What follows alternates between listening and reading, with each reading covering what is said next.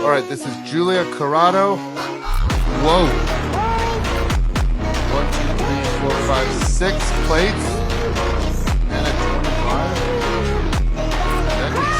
25. Okay, this one here got 11.3 million views. 2022 versus 2025.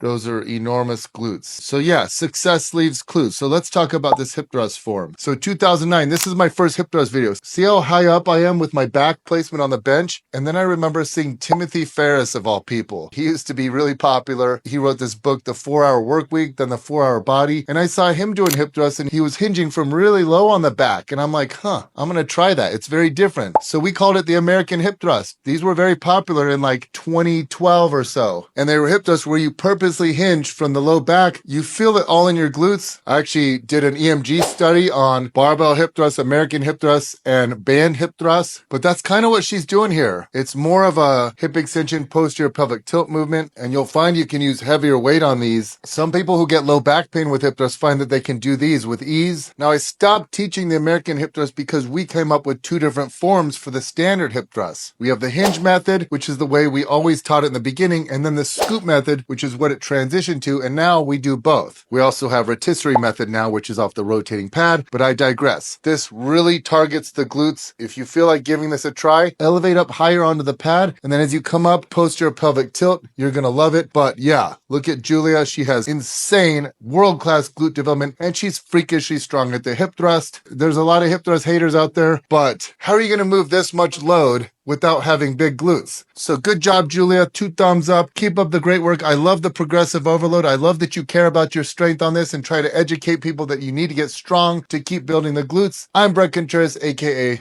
the Glute Guy.